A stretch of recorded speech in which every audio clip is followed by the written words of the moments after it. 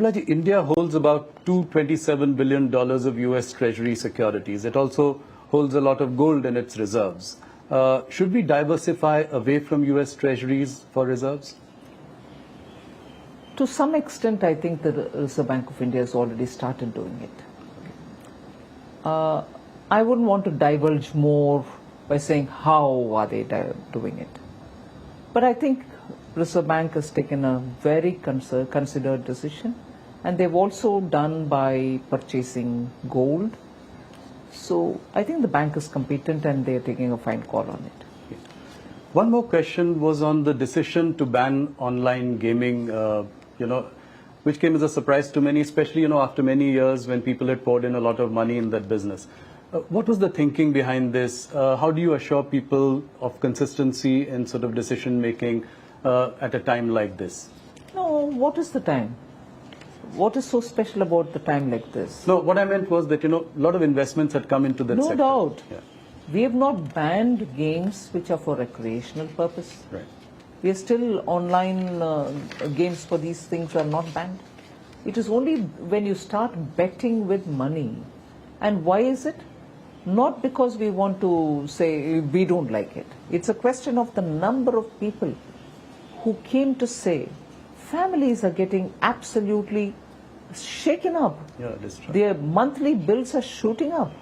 And children cannot be controlled from the temptation. And many children, in fact, I wouldn't mind even saying this. There was a finance minister who once met me in a very different context. Right. And he narrated an incident of his own family, where his own grandson, who's a very good person, the child is a very good child, well groomed and well brought up, Right. used his credit card for just one day for some other purpose of a family's genuine buying requirement. He helped them because children are very savvy.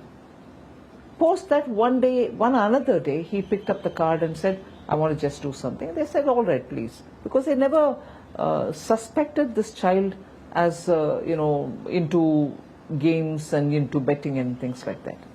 So the boy used the card and played and gave back the card. Again, probably he did it 2 or 3 times more. Phenomenal increase in the bill that month. And that's when the grandfather sat up and said, what's going on? Let's check up. And this grandson told him right in front of him that it was all free.